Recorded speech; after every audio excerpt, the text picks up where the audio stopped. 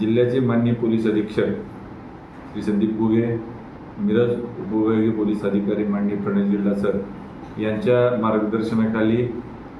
वारंवार नशामुक्त अभियानांतर्गत विविध कारवाया करण्याबाबत सूचना देण्यात आल्या होत्या। सदर सूचनांच्या अनुषंगाने महात्मा गांधी चौक पोलीस स्टेशनकडील पथकाने गोपनीय माहितीदाराद्वारे माहिती प्राप्त करून